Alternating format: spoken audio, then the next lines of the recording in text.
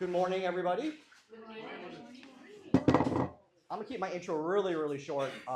We're here for a workshop today, and we're doing this because we literally have to do things to be fire safe here. So as you listen to this presentation, walk with a few things, and got to ask yourself, right?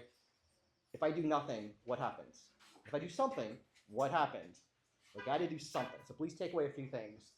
Real quick, for the prep meeting, reach out to us if you guys have questions, email, website. Parker, our cool new AI bot, will answer some questions for you. Frank, where are you? Here. Here you go. Frank is our Firewise captain, chair. And we have how many people on the Firewise team? 7. We have 7 people. Thank you. So this is serious. Is that working? Yeah, you're just talking to it. Okay. So we have 7 people who spend their time to do this for us. So please take this information and do something with it. If we don't do something with it, it's all for nothing. So Good morning, everybody. Thank you for showing up. Several of our Firewise committee members, you can raise your hand, and most of them have their shirts on, etc. this won't attach because you get. There's 7 of us total. So we're kind of sponsoring this. This is one of the action items that's identified in year 1. We got our designation, as most of you are aware, last October after about 10 months worth of work.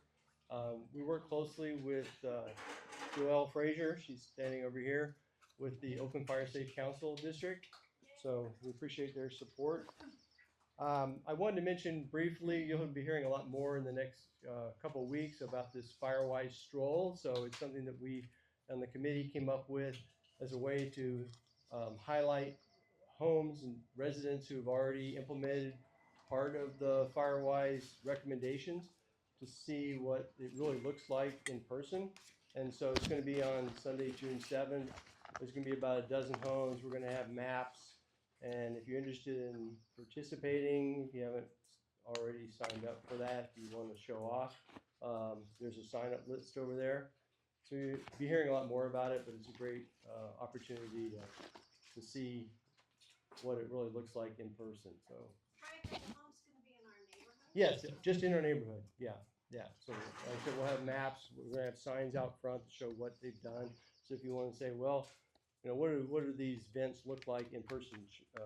Cheryl's brought some today, but if you want to see what it looked like on the house itself, then you can do that.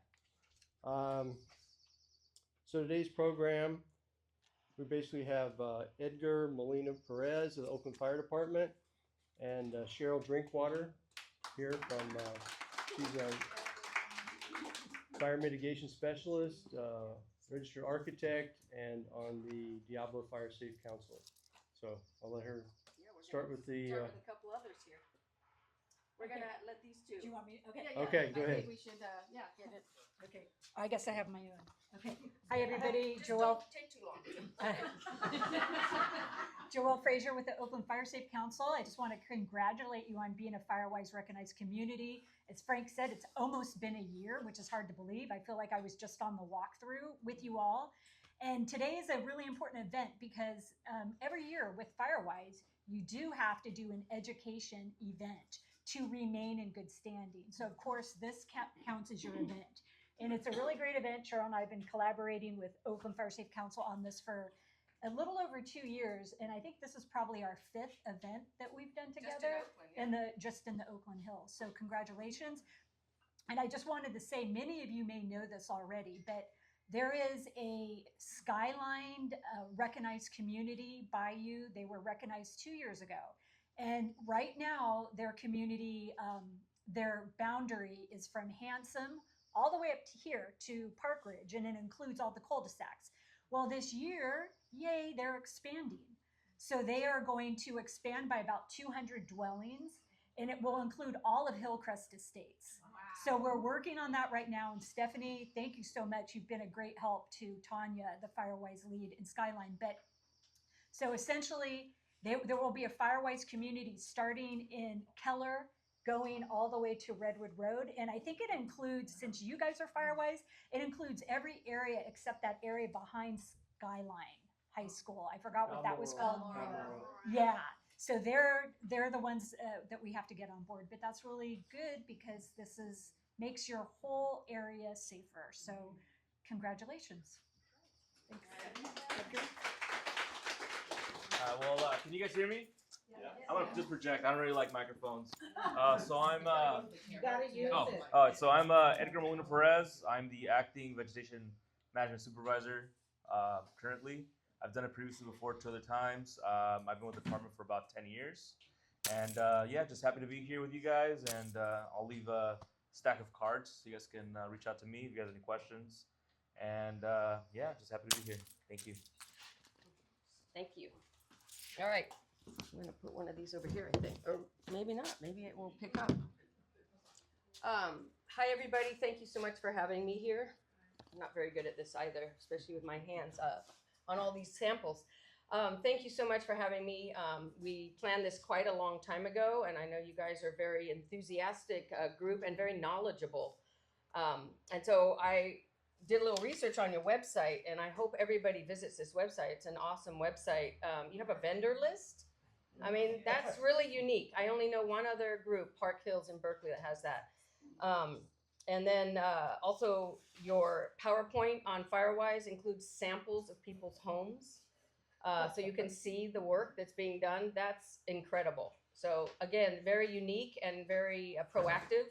And this is what this is all about, is getting more and more people to act, take action on their home, because the more homes that have addressed the risks, the safer your community is, right? So I'm gonna go through these 5 easy actions, and Edgar, as he has allowed me to call him, from the Oakland Fire Department, this is our first time presenting together, but we are gonna present together. So we are gonna have a lot of Q&A along the way. We're gonna discuss things. The goal is to share all this information with you, and then you sharing information with each other. And we'll get right into it. I did have some questions that were sent to me, and if we have time at the end, I can address them. If not, they're gonna go in an email, a post-event email that will include a survey that I am hoping that you people can fill out. This helps us with funding, and also so we can improve the program for others. And it's not very long. I know we all have survey fatigue these days. It's the new marketing, right? It's like free marketing for these companies. So I know I have fatigue over that. So I just have to buckle everything down. So why these 5 easy actions? This is the title of this presentation. It's called 5 Easy Actions. And what we're going to discuss are Zone 0, which, raise your hand if you've heard of Zone 0. I'm pretty sure you all have here, because you guys are a very knowledgeable group. We're going to talk about Zone 0. We're going to talk about vents, namely crawl space and attic vents. And then we're going to do a little bit of exchange of information on deck maintenance, gaps. Gaps are where different materials interact or intersect.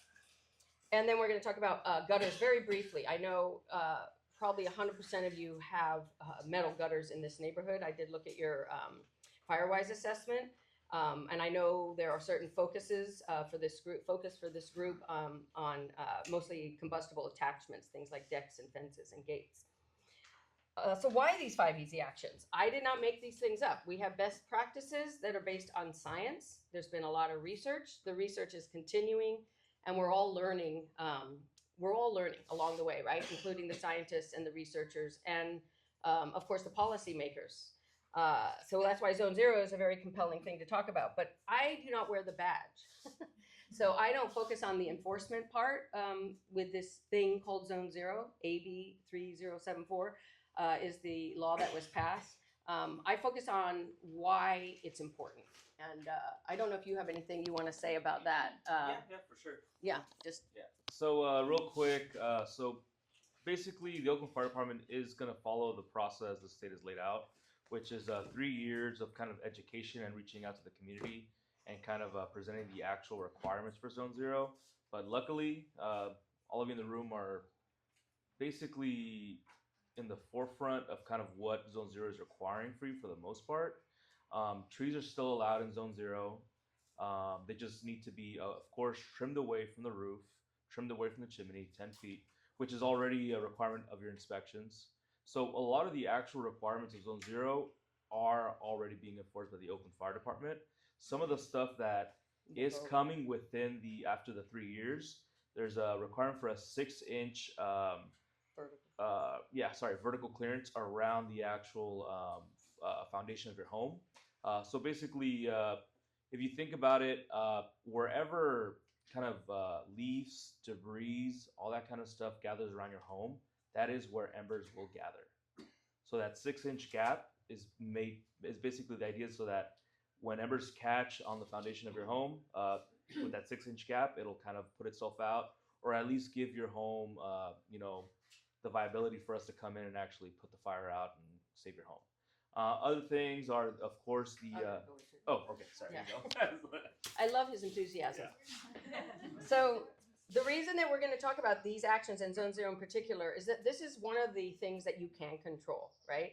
We cannot control the weather and the high winds and the temperature and the drying out of our planet, but we can control the fuels, right? And that's what your home is. Your home and those surrounding vegetation, especially the small dead stuff, which I'm about to describe here, is what the fuel is, okay? And so it's also your responsibility. This is your property, right? And so even though one of the most important things that you could do to protect your home is to have a new Class A roof, so a modern roof, that's also one of the most expensive things, right? It's one of the high capital investments. We're not talking about those today. We're going to be talking about kind of the things that maybe you yourself can do, and certainly your family, or you get a handy person or a friend or a neighbor or to help you. Okay, so we're going to focus on those today. I do have brochures out there for the taking, and in one of them, it shows how our homes ignite. How do our homes ignite, right? You guys know a lot about this already, and I'm going to talk about those 3 exposures that we typically experience. We have what's called direct flame, of course, the fire front. This is when something either small or large is burning near your home and could ignite your home, right? From flame lengths long enough to lick your home and actually ignite it. We also have radiant heat. Radiant heat is when, again, something else might be on fire, and just the convective heat that comes off of that thing, whatever it is, a shed, a deck, your neighbor's home, a fence, would be hot enough to actually transmit that convective heat and ignite something that's very receptive on your home. Could be the small debris that I'm about to describe here. But the most common one, the way our homes ignite, is from embers. And you know, I'm pretty sure all of this, we talk about embers a lot. There's a lot of programs and things called Ember, as you probably know from your neighbor. Embers are 90% the way your home is going to ignite. And what does that mean? You've got these small firebrands that are ahead of the fire front and land on receptive fuels, and roofs are a huge one, right? But what's on the roof is very important if you have these fuels on your roof. But they're going to land in places that if they pick up on vulnerable fuels, that is what's going to ignite first, and then your home can ignite from that risk of those smaller fuels starting a small fire. Another way I want to describe it, and I almost need to have 2 hands here, but is this little fire here that I have. This little fire that I'm not going to actually light. But anyway, this is the beginnings of fire. Use your imagination. Has everybody built a campfire? I mean, do we have any Boy Scouts in the audience? You know, or campers? So, or a fireplace even. But anyway, so we have all these fuels in this pile here. And if I took my lighter against these kind of like 2-inch diameter, 4-inch diameter, this is kind of representing dimensional lumber, but this could just be that log, right? If I were to put my lighter up to this, would I be able to light this and make a campfire? No. Be pretty tough, right? And that's because these are larger fuels, right? Maybe more in the line of things around your home even. They're going to be tough to ignite just right by themselves with a lighter. Now, what if I take things like lattice, infill panels, and I get some sticks, little sticks, right? What do we call this stuff? Kindling. Yeah, if I start putting that all around this fire, is that going to light now with the lighter? Yep. It's still going to be a little tough. Wouldn't you agree? It's going to be a little tough. And there's a whole science behind this. It has to do with the how much time it takes for these size members of combustible fuel, wood, to dry out and ignite. and they refer to it like 1 hour fuel, 10-hour fuel. I'm not going to get into all that right now because we got a campfire here and we're trying to light it, right? And I'm still having trouble with these little sticks and lattice pieces and things. So I am like, what am I going to do to start this fire? I'm going to go into this is like me going around grabbing things off the ground that are collecting around our homes typically. And I'm going to put these around here. And now I'm going to put my lighter under here. And boy, did that work, right? And I might even have some paper. And I'm going to light this fire starting with those little fuels. And then that's going to start the smaller sticks eventually. And then we're going to get ignition on these bigger pieces of wood. And then I'm going to get this nice coal base. And then I'm probably going to have to move away from the fire a little bit because it's starting, the radiant heat is starting to get to me and it's burning my eyelashes. So I'm going to move away.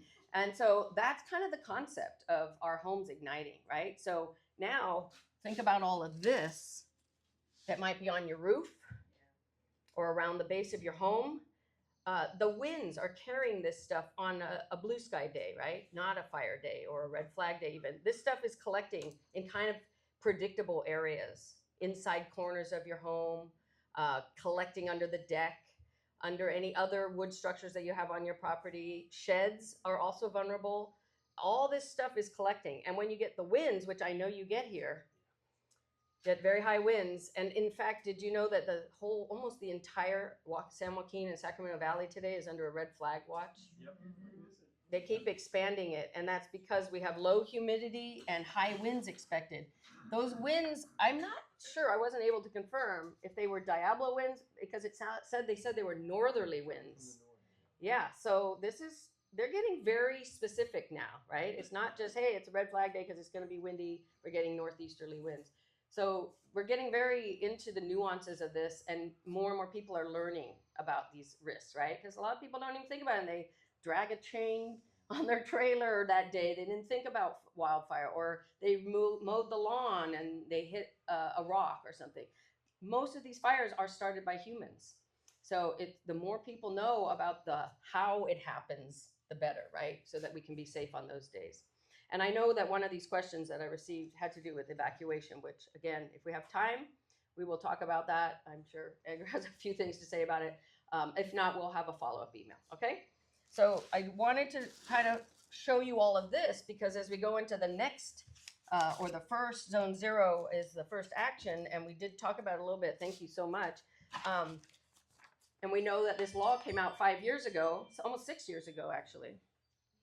And the Board of Forestry in Sacramento is still waffling, right, on what the guidance is going to be, which has delayed all this education and enforcement. But meanwhile, we do have positives that came out of that because we have become more educated on this, right? As we go through all this up and down and back and forth, more and more people are learning about it and have taken a position. And Northern California is pretty on board. There are a few naysayers, but Southern California has been kind of guiding the guidance, if you will. But I think they are wrapping up. Yeah, sounds like it. And some people would claim that it has weakened a little bit. But we're not going to focus on what exactly happened here because the bottom line is still there. Our homes have risk. You live in this beautiful area. A lot of people love to live in the woods. I know some of your parcels have been carved out of the woods with flag lots, and driveways. Get them out there, right? They're like hanging out in the woods. So they may have a little extra work to do. But it's a beautiful area and it's a privilege to live here, right? I mean, perfect weather, perfect neighborhood, beautiful day. But basically the bottom line with Zone 0 right now, the current plea, I have it here if anybody wants to look at this after, is that they're going to do a phased approach. It was always educational, but it's really laid out now in an educational framework. And they've divided these phases into like a 3-year plan and a 5-year plan. But all the sort of mandate is the same. What is one of the biggest ones that we have just been talking about that you would need to do? Anyone want to throw out one of the biggest Zone 0 mitigations that you could do around your home? Yeah, and specifically what? What are you going to take away from that side of your house that's next to your house right now? All the small fuels, exactly. Did that like hit you like, oh, whoa, okay. Now, and it's an awful job because you have to do it over and over and over again, right? And maybe think about what your vegetation is around your home too. You know, like, do I really need this bush or this tree? Has this thing been here for 30 years and it's time to go and get modern with my landscaping? This is what's so great about your document on the website, is that you're showing examples. People are doing the work and sharing the examples. And not only do you have it documented where you could go look at it 24 hours a day, you also have walkarounds. I heard you say you're doing a walk around, and you know, you should do that, because then you can talk to everybody about it, right? And everybody can share their resources. And that's kind of the goal for today too, because we're going to be passing around a lot of information, which I almost forgot to pass around. All right, here you go. Since this is not a PowerPoint, I like to at least show you some of the things I just talked about. Maybe if that could go that way. What we're doing is disconnecting fuels from next to the home. And so I created a lot of visuals here, because this is how this demonstration is done.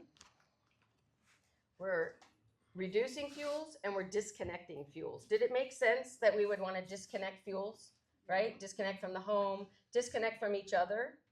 If you have a mass, and luckily I don't see a lot of things like that around here, you guys are kind of on it. I don't see a lot of things crawling up over people's roofs or under eaves, you know, masses of plantings. Unfortunately, we live, you know, we're in a controlled area, right? We created this and we have to keep doing it. We can't just plant things and then go away and not think about the maintenance aspect. We have smaller lots than, say, national forest, and we do have to control our nature. You know, we can only have so many trees on our property before it doesn't make any sense, right? I have a 4,000 square foot lot and I have a few trees, and I'm like, I can't have another tree. I'd like to have another tree, but I gotta wait till another one falls down, which has happened, before I can plant another one. So, you know, we have to be kind of, we have to be a little brutal, right? But it's not that the trees care or anything. We have plenty of trees in this state in particular. And I know that the fire agencies, not necessarily to pick on Oakland, but just in the whole world, have been very kind to everybody and really are nice people that really don't want to tell you to take out trees or bushes or anything, but they've been so kind. And I'm not talking about the state level, that's for now, even as an example, but we could say the whole West or the whole country or the whole world. We've let too much fuel grow, and we are kind of we have too much fuel. And it sounds crazy, right? I mean, in cities, it's a different thing. If you're like a downtown Oakland or a place that's very hardened, yes, we need more trees. But when we're in the wildland urban interface and we're living in it, we need to reduce fuel, right? To protect our homes and our lives. All right, so I passed all these around. Does anybody have any questions about Zone 0? And I feel like you guys are already fairly sophisticated. We do not need to talk about what those fuels are. We know that they're decks, the small fuels. I learned about catios about 10 years ago. Catios are these structures that are very lightweight wood that are attached to a house next to a window, and vents typically. And then so your cat can go in and out without you, you know, worrying about it going out into the wild, which may be very important, right, to your family pet. But this is a high risk attachment to your home. So I always like to mention catios.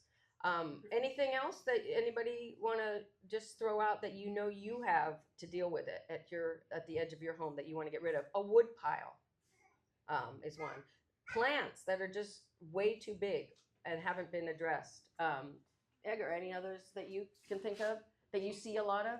You have a question? Oh, How about those storage sheds? yeah, exactly. A storage shed. Many of them are wood, and a lot of them are particle board that's been sort of laminated with a thick paint. And they're almost always on a pallet-like structure lifted off the ground, because we're going to talk about this in the next easy action. It needs ventilation. And we have vents in them, and they're not usually mitigated for embers. Yeah.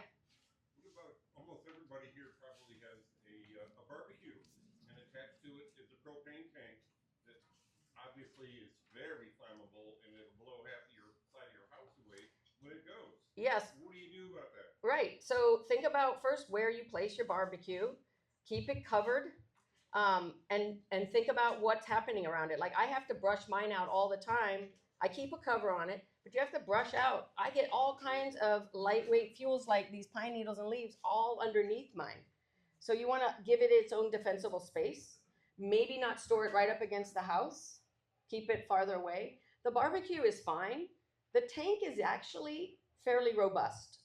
It has an air gap on it that can release pressure.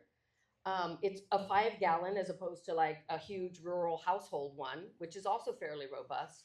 They perform okay in wildfire. But yeah, keeping the defensible space and keeping it away from your house. And if you feel compelled and are capable of doing this on a red flag day, take the tank off and go put it somewhere else. Put it in the garage, and hope that your garage is sealed well. But put it in the garage, or just put it away. Take it away from the house. Like 30 feet would be ideal if you have it, but 10 feet. Any other? You guys probably get that question a lot too with the propane. Yeah, I mean, definitely don't. I know, it's gonna get really nice during red flag day. You probably don't want to barbecue. Right. Just wait till a slightly less nice day or something.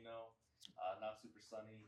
But yeah, so make sure that you guys are at least 10 to 20 feet away from your home if you are gonna barbecue on a.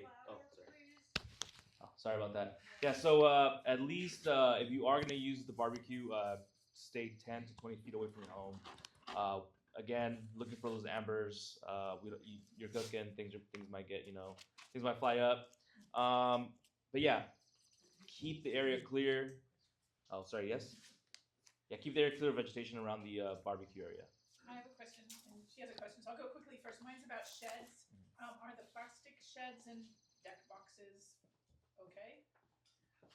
You're talking about wooden, No, I'm talking about plastic and metal. but plastic. You said plant boxes. No, Sheds. Oh, just the Plastic sheds. box, So we're yeah. just talking about sheds. Yeah, the plastic. I mean, the plastic It'll is melt. not. Yeah, it's a different type of flammability. It's a petroleum product, so it does tend to melt, similar to your trash receptacles, but it's larger. Could it contribute to a fire? It's possible, because once it starts melting, you have a little bit of ignition there, and if you have those receptive fuels, the pine needles and the leaves around it, and you haven't done defensible space on your shed, yes, it could be a risk. And so we do want to start looking at hardening sheds. And if you're building a new shed, I don't think it's part. Yeah, it is part of the new Zone Zero. Is that those sheds have to be. If you're putting in a new shed, the guidance will say you have it be a hardened shed, so a metal shed, or at very least defensible space, ember-resistant vents, enclosing the base with like a metal mesh, and just making sure it's very secure. And Rusty had a question. So can I just say something real Yeah, quick? add- And also, if you do buy a shed, from Home Depot or any hardware store, keep in mind those sheds are mass produced and they may not be produced to be put into a high fire zone. So make sure that you are upgrading the vents, keeping all the vegetation clear around it. Also, if it's an older one, the sun is beating down on it, so it will break down. So then the actual wood will become a lot drier. So if you don't treat the actual shed as an actual extension of your home, then it most likely is going to become a fire hazard.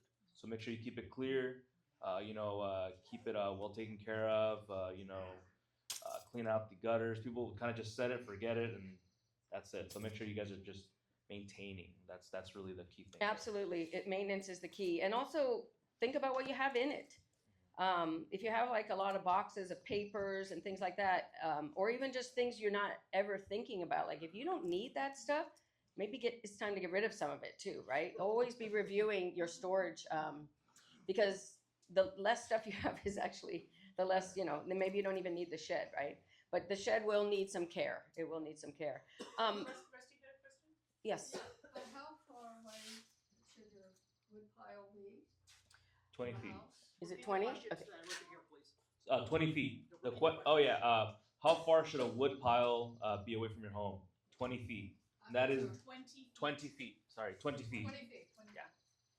Yeah, or more, right? 20 if you have more, because I think there's also talking about structure separation. You start getting more into the safety zone, like from homes at 30 feet. So 20 is sort of a little bit of a compromise because we know we have smaller lots. I think we have a couple questions out here just first, okay? Was there one? Oh, maybe, I thought I saw a hand. Oh, there it is, sorry.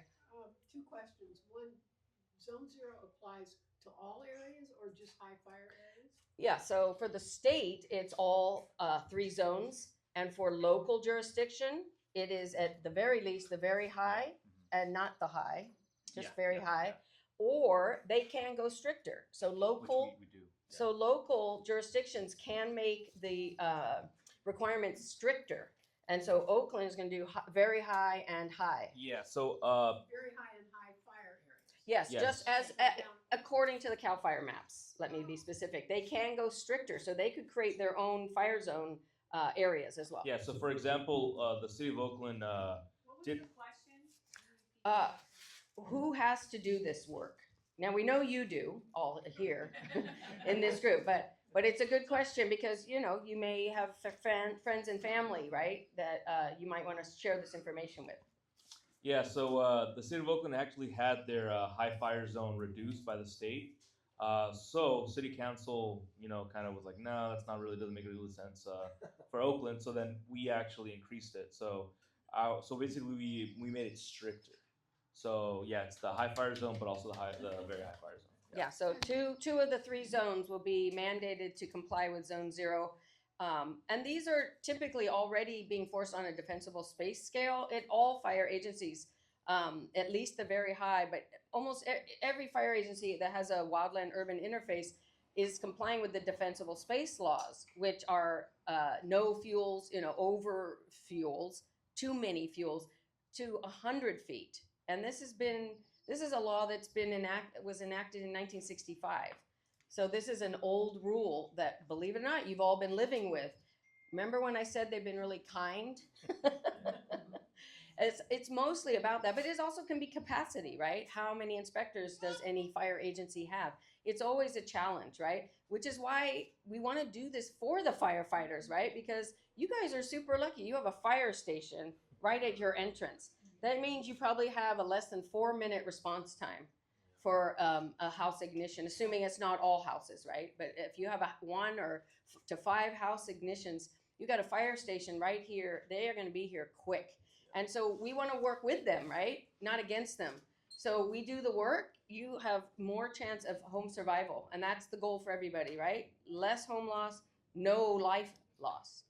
And we're doing pretty good on the losing of life. We are not losing as many people in these wildfires, but we are losing structures, which is just as devastating, right? It's an economic devastation. So that's another reason, right, to act. Yes. Did you have a second one? Sorry, I'll get right back to you, Ann. Yeah, the second question was, you said there was a phased approach and there's 3 phases. Two When do phases. these start and end? What are the dates? Okay, so so for new construction, they comply right away as soon as they get this guidance out, which I believe is July 1st. Yep. Yeah, July 1st. But that does not mean that people are going to come knocking on your door saying you must comply. Even if it was right now, I mean, for new construction, yes, because they're going through a permit process, right? And so they have an inspection by default, building inspection.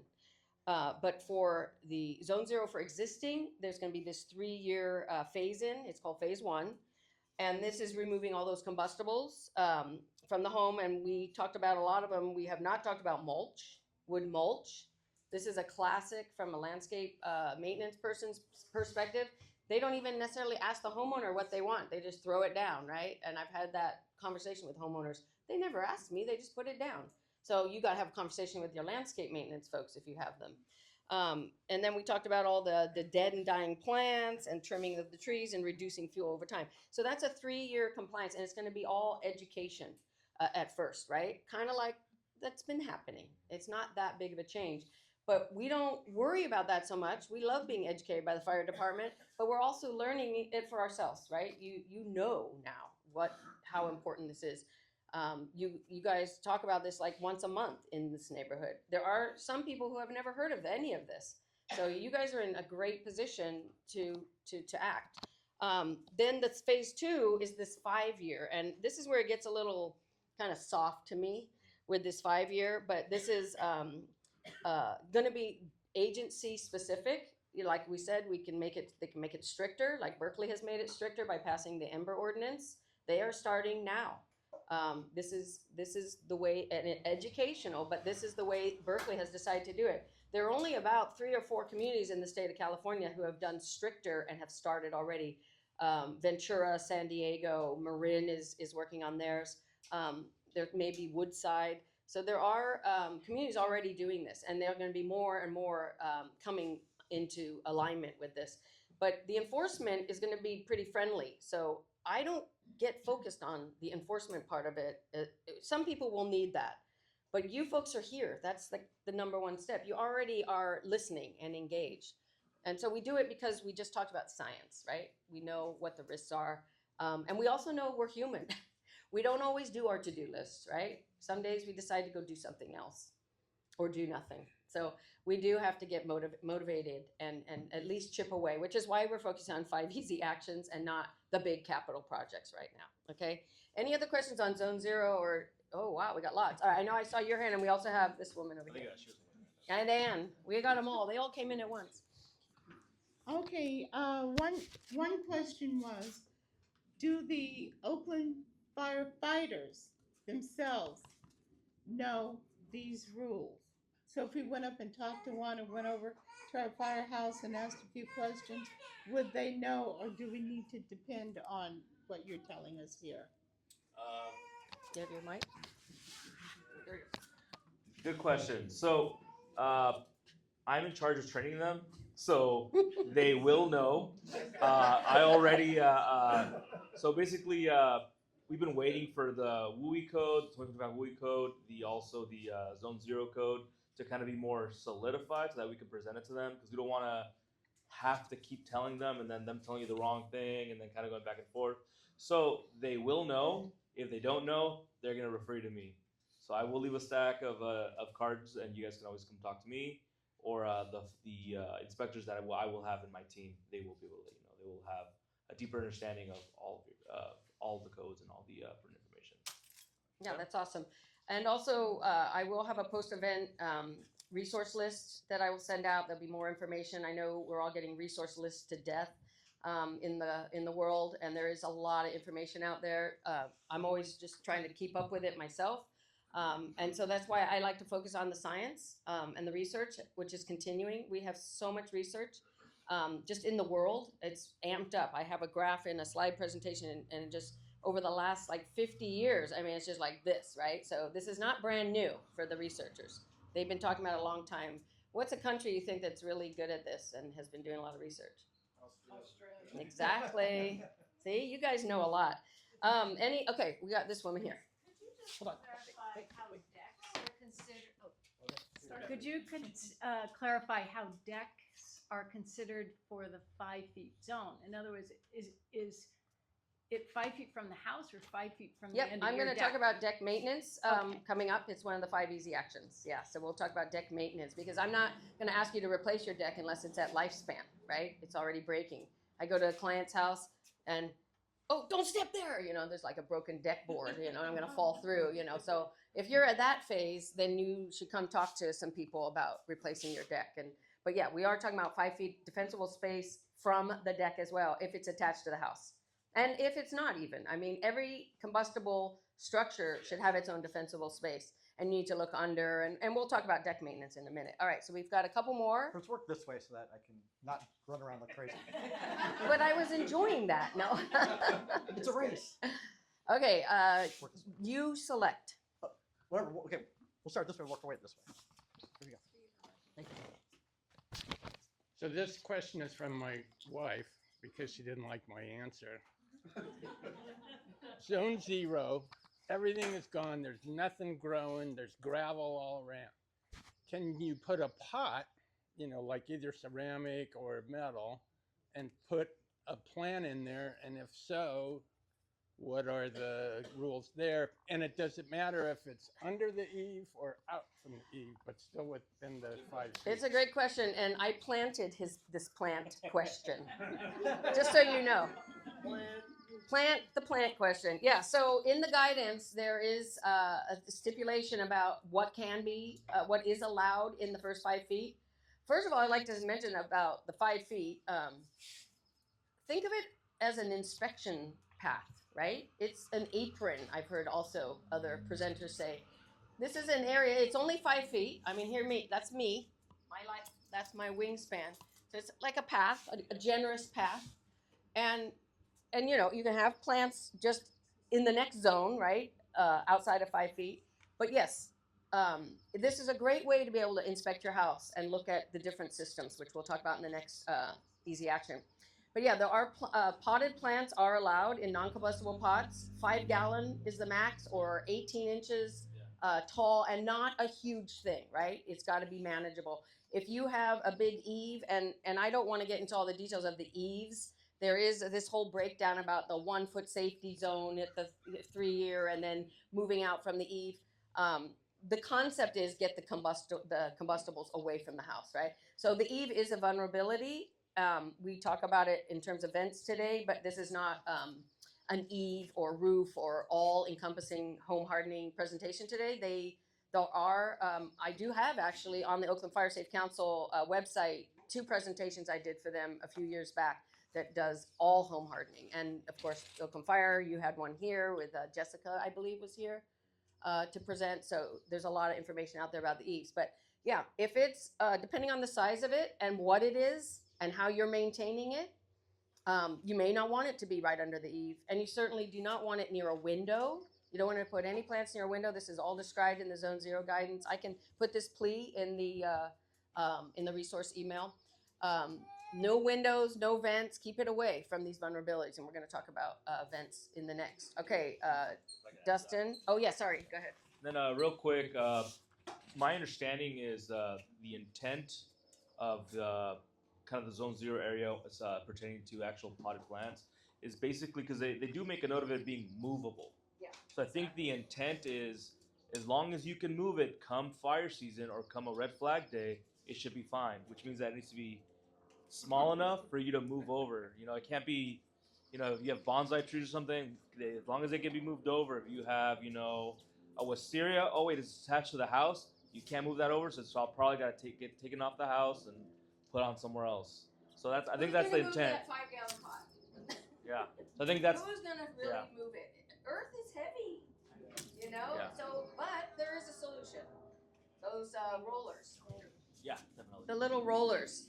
They have rollers for pots that you could use, assuming you're not in deep gravel, and, paving is a good solution. There's so much creativity that you could do with that first 5 feet. I did leave a lot of rocks around, holding down things, but I also have samples that anyone can look at. You could visit American Soil is a local, or Acapulco Soil. They have all these aggregates. It can get really pretty. There's a lot of different things you can do with paving or concrete or gravels. You can do decomposed granite, and if you put a polymer in it, it's very solid, and you could definitely roll potted plants around. And then real quick, also for the Zone 0, it does mention that 3 inch of non-woody ground cover is allowed. So what that means is grasses, as long as they're kept 3 inches, they're fine. I think it was 3 less on my chest. Yeah, it probably is. But yeah, so it doesn't have to be It's like I said, it complete gets so gravel around your home. You can still have grass, but 3 inches non-woody. So Yeah. no Short. mulch. Let's Yeah. just say short. Yeah, short. Because if I see an inspector come out with a tape measure and start measuring between 3 and 4, I'm going to be worried, right? Who's going to have the capacity to do that in any fire agency? Be reasonable, right? You guys know what the risks are. We know grass, once it starts getting unmanaged, right, and very tall, this happens in all our loved bushes and things. We get weeds pulling, and grasses, and we should pull those because they are going to dry out a lot faster than, say, a rock rose or something like that, right? So we do have to use our common sense, right? Also part of Zone 0 are fences and gates to that 5 foot zone. And I know this is a big action plan item for this neighborhood, is to get rid of more of these combustible wood gates and fences that are within 5 feet of the home, and in particular attached to the home. This is like a wick, as they say, or a conduit. And if it's attached to these property line fences, now you're looking at a perfect way to transmit fire from home to home to home, right? And this is exactly what happens in a conflagration in the wildland urban interface in a high fire zone. This is what happens when we have ignition, right? It's one home after another, traveling through vegetation and fences. So Zone 0 will include that first 5 feet. This is part of the phase 2, I know, for the state. On my pages here, I didn't phase, yeah, there it is. That'll be part of phase 2, so that's more in the 5-year. And again, educational, but that does give you time to plan. It's not the most expensive. It's not a huge capital project unless you're doing all, 50 to 100 linear feet of gate and fences.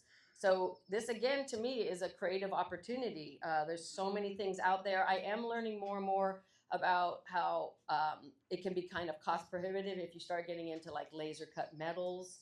I thought that might not be too bad for a gate, but I have somebody who was trying to do 50 linear feet of fence, and it was coming in way too high. But there are still a lot of off-the-shelf things at Home Depot. They have, they're not the most beautiful, but they're plain. And so if that's in your budget, it's totally acceptable as your new gate. If your gate is brand new, a lot of times people say, oh, I just replaced my gate, or I just replaced my fence. Take care of it. Take good care of it. Keep it like sealed with a water resistant, like a Thompson seal. This will help keep the wood more moist, and it will keep it lasting longer. So the older the wood, the drier the wood, the more vulnerable it is. I don't want to pick on Dustin, but like the wood that's in front dividing these 2 garages is a good example of wood that could use a little paint and a little TLC. Thanks for that. That's the only one. That's the only thing I'm going to say. No. And it's a minor thing. It's a minor thing Don't go to in my this backyard. in this context. It's a minor thing. But older wood and wood that has not been cared for and maintained is going to be much more vulnerable, right? If it's splintering or breaking apart, that's going to be a lot more vulnerable. If it's brand new wood and you're protecting it and you're keeping a defensible space around that gate and fence, then keep it as long as you can. But if it is at lifespan, it's time to swap it out.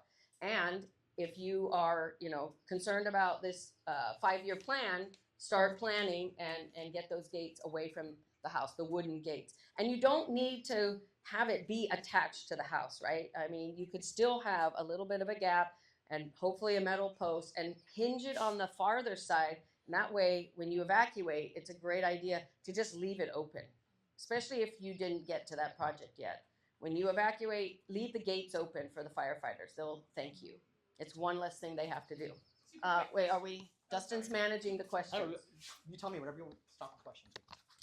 Quick question, how important is it to get rid of or minimize ivy on chain link fence?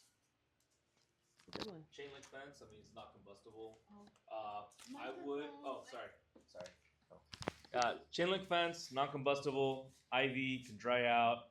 Of course, talking about fuel transfer separation. So I would say if you really want it there, you can keep it there, but make sure that it's clear from any structures or buildings. And structures could be a separated deck, a outbuilding, a shed, anything, doghouse, whatever. Just keep it separated. Okay? Is that? Yeah. Okay. We're getting Yeah. more questions? Disconnect the fuels. There's one there, and this gentleman actually has been waiting a long time.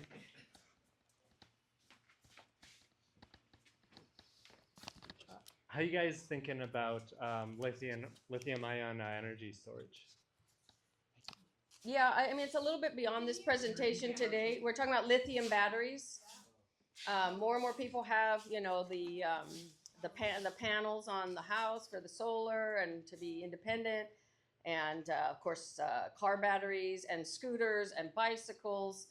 Common sense, right? Again, defensible space. If you have a power wall attached to your home, think about defensible space and how can you protect these batteries, right? The older they get, and the plastics and everything that they're made up of are going to degrade if they're have a western or a southern exposure, for example. So think about that. Does it need its own little roof, a Class A roof, just to protect it, right? And are you clearing the vegetation, dead plant material away from it? That's probably going to be the most important thing for those. And then with bikes and scooters and all that, don't leave them out on the side of your house. You know, put them away. Don't keep them plugged in if you're not home. And there's a lot, CAL FIRE is doing a lot of research on this and a lot of education, public education on this right now. It's kind of an emerging threat. And a lot of people don't respect what these things are, right? That they are a risk. And some of these cars just seem like they spontaneous combust. I'm not really sure what the details are on that, but Is there a recommendation between having them inside the garage versus outside the home? yeah, go ahead. I know you gotta have it. See that. Yeah, so if they're going to be inside a home, they need to be protected by an extinguishing source. So if your home doesn't have a fire sprinkler system, then you probably can't have them out inside. If they're outside, they have to be on a non-combustible surface. Of course, they have to have bollards if they're in any kind of like, if you have like a driveway for a motorhome or anything like that, or just a driveway for the back of your home. Bollards, so you don't run into them, and that could cause them to actually, spark or some ignition. But yeah, definitely it's So you're talking defensible about the power space. walls. Yeah, the Yeah. power walls. Yeah, defensible space is key. Of course, everything breaks down, like Sheryl said. So make sure you maintain just your home, maintain where they're at, maintain they're around them. Yeah. Yeah, I would just add too with the cars, like on a red flag day, think about where your car is. If it's like has a lithium battery in it, a lot of our electric cars do. Where is it? It's on my driveway. Is my driveway cleared from other combustibles, or can I put it in the garage safely? And my garage door is sealed well, which we're going to talk about a little later. Is just making sure the embers can't blow into the garage or to any inside area, right? We don't want anything coming through. And sorry, real quick, if you do have like power walls, know them. So know exactly how to turn them off. So they all should be labeled. If they've, if the labels have been peeled off or whatever, come off, relabel them. You should have, they typically leave the plans if they were permitted or whatever. So make sure that you are keeping up with them. Again, maintenance, just so that you are aware and know how to manage that equipment if you need to. Yeah. Okay. Next question, Michael. All right. So we got one more question, then we're going to move on for time's sake. Any suggestions for how to harden a chain link fence with wooden slats? The slats are not removable at this stage. It's a great question. So yeah, as Edgar just said about the cyclone fencing is not combustible in itself, but what's around it, right? How do you reduce the fuels around it? And so like any other existing wooden fence, especially a parallel fence, or if it's outside the 5-foot zone, no one's going to make you take that out. You do have these kind of this scale wood in the slats. So this is going to ignite much easier than, say, the 4x4 post that's on a wooden fence, separating the panels. So defensible space. It's clear away all these fine fuels and trim away the vegetation. Don't let it just disappear, right, into the woods, literally. You want to have it will need its own defensible space. And also keep an eye on it. The wood will degrade eventually, and you may need to come up with an alternative solution for enclosure. Yeah, I mean, this is a great visual just piece. So what I would think about for your fence is, it does have the fuel just in there, and this is gonna ignite. So like Sheryl said, keep all the light flashy fuels. They're called light flashy fuels for a reason. Just super clear. So maybe like a foot of just bare mineral soil would be awesome around that fence, and then extending, 10 feet of just kind of like grass that's just been cut all the way down. Just so that if embers do catch, which they will catch, in a firestorm, on those slats, that they'll burn and maybe put themselves out and not really, especially if there's bare mineral soil, they'll just burn out. Yeah. So that's what you got to think Yeah, about. the disconnecting of the fuels is exactly what he just described, but with a fence. Yeah. We're talking about it with plants. We talk about it with flashy fuels against the home. If you're giving it defensible space, if you're separating the fuels, one of the visuals that went through talked about disconnecting fuels, then it will not contribute, right? It's not going to be like a domino effect. You want things to just go out. This is why we keep the grasses. We don't say get rid of all the grasses because we got to deal with like erosion, especially on slopes. We just want to take down the flame lengths or not have things contribute to a fire and make it things worse, right? All right, we are going to move on. Moving on to vents. So why do we even have vents? Like, why did we punch a bunch of holes into our protective covering? We have this protective skin, our homes, our oasis. We have all our beloved things in it, and we live in this house, and you know, and then we go and we punch a bunch of holes through the roof and through the eaves and in the crawl space. We even punch holes for windows and doors too. So here we are creating all these vulnerabilities. Why do we have vents? Anybody? Yeah, the house has to breathe, right? It's a system. It's a really nice passive system. Some people have active systems, but it's a passive system to create healthy homes. What are we getting rid of? We're getting rid of moisture mostly. When we live in our home, we create all this moisture in our home. We cook in there, we shower, you know, we sometimes exercise in our homes. And so, you know, we're creating all this moisture. And so we need to get rid of that moisture. Just attics alone, right? All the heat rises, smells, whatever. And so this is exactly why we have all these roof vents, eave vents, gable end vents.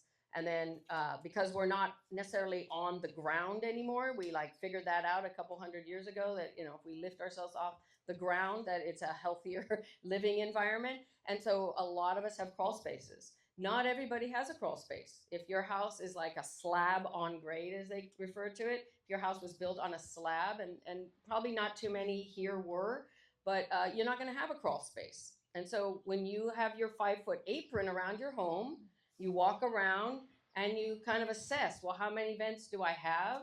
What do they look like? And what's covering them? Why do we cover them with what we normally see right now? We see like a 1/4-inch mesh. I don't even have that size with me, but we have a size mesh on our vents. Oh, we have one right here. Thank you. We got one right here in the garage. What are we putting that mesh on there for? For the critters, exactly, for the vermin. So we did a good job of that, right? We punch a hole, we're breathing, everything's ventilated, and then we had to deal with that one. And not everybody even has that. What happens, like, sometimes you walk around and you see like the vent has been completely compromised by penetrations.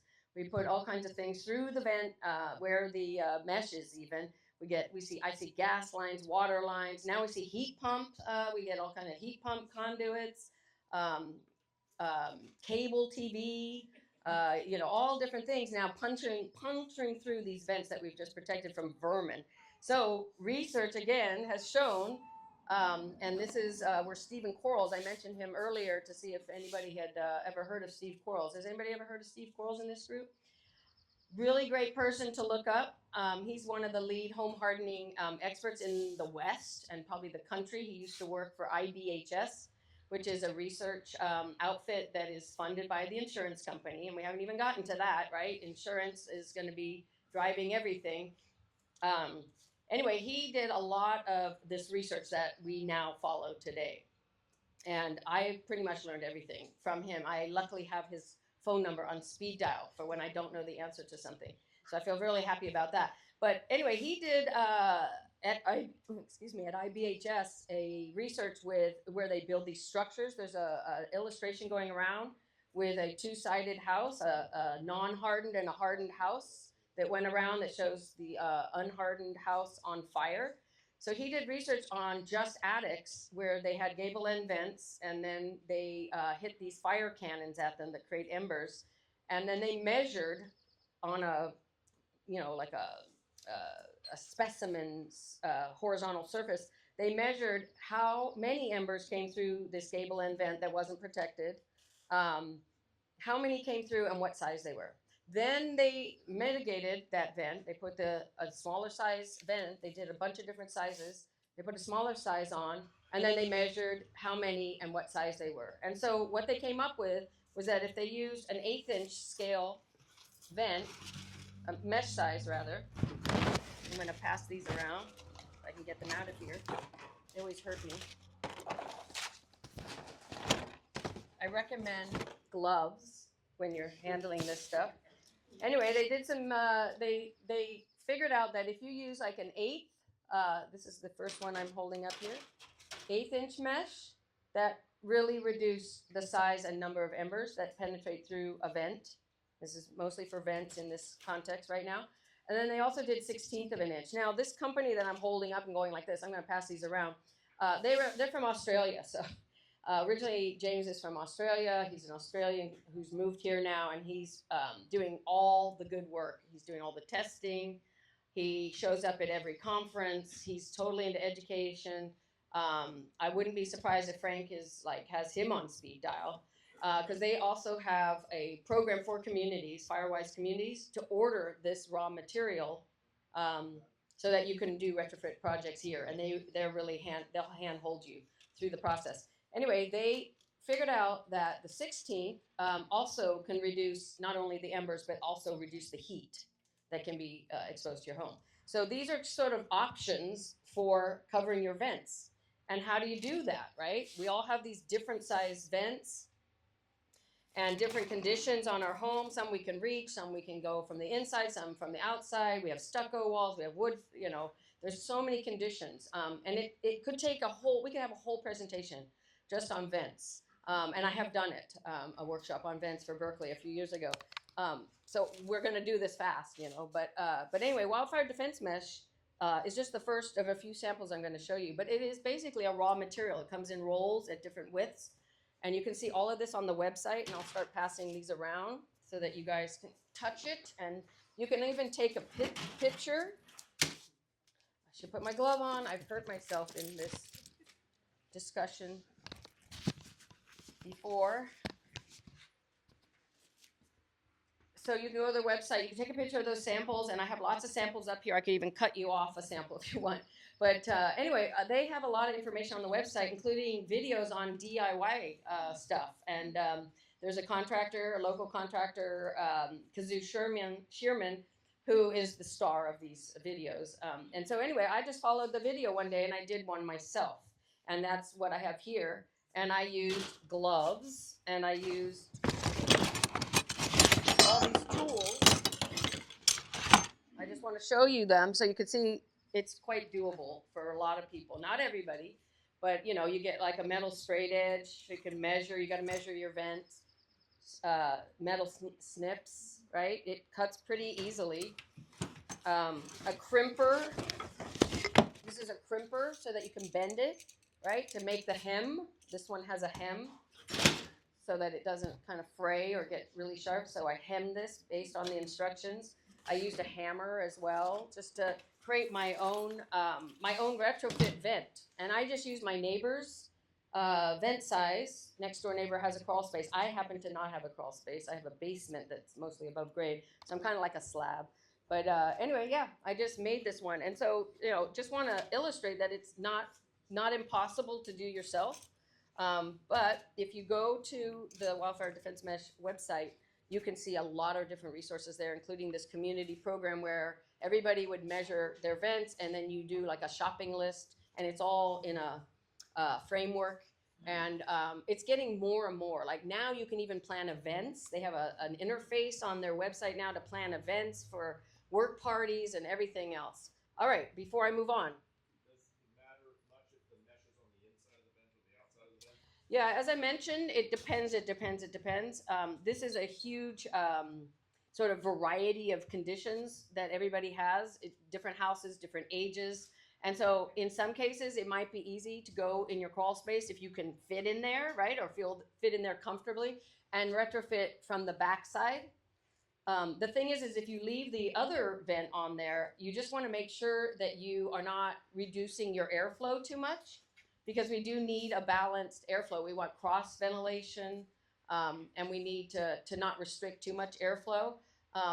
Double check how is my crawl space doing with the existing vents. It's possible that you may need to punch another vent hole in your home, which is kind of takes things up a little bit from DIY to I need to hire somebody, right? If you're going to penetrate your crawl space siding and everything. All right, so it could be outside or inside. Yeah. Please say the name of the website again. We're passing around. This is being passed around the sample, And I have also more information here.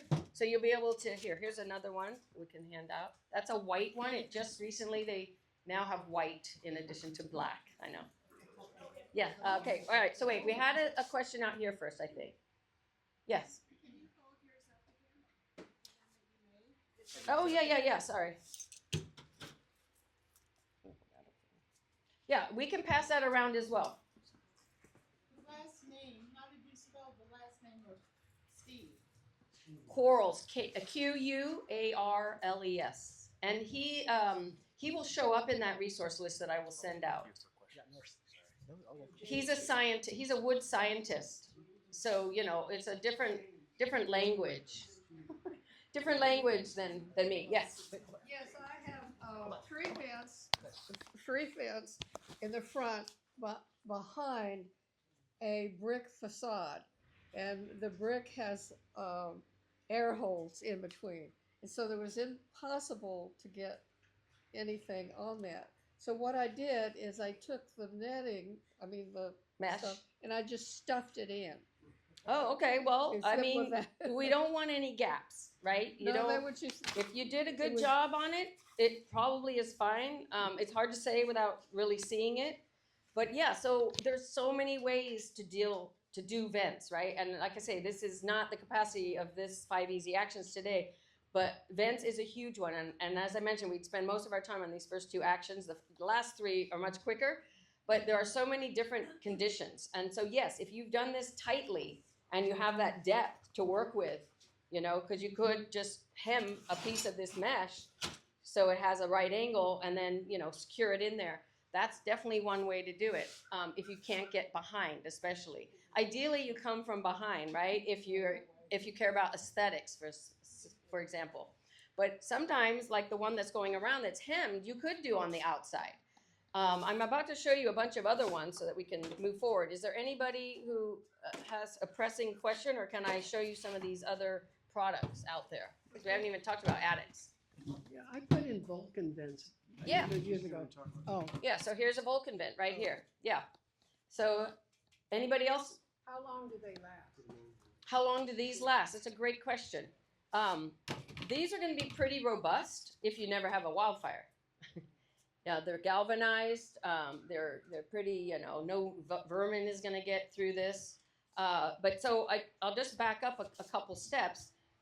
If you are not in a position to use a raw material, and this material, by the way, could be used for so many other mitigations. You know, you could, and we're going to talk about it, enclose low decks.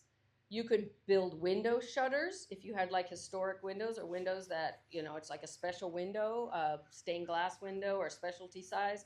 You could build a shutter with this, with a frame. So this is a very versatile material. But if you wanted to just go and swap out all your foundation vents, I'm going to pass this around too. There are 2 companies in particular that have proprietary vents. I'll pass that on in a second. They have proprietary vents, and one of them is Vulcan Vent, which you just heard that name of. And Vulcan Vent is a California company. They're and I think I may have brochures too in here in that black bag that I'm happy to hand out. So their superpower is that they have this 1/8-inch screen on the front. And then on the back, they have another finer screen. And in the middle, you can see there's this thickness. They have this substrate that is a honeycomb substrate that is coated in intumescent paint. So intumescent paint is coating this honeycomb substrate. And what happens, and this is connected to your question, is if there is a wildfire nearby and this vent experiences any heat or nearby ignition, that intumescent paint swells up. It's reactive to heat. It swells up and it closes this vent so that nothing gets through. So it doesn't matter what size those embers are, it's going to close up and it's going to be ember and heat resistant.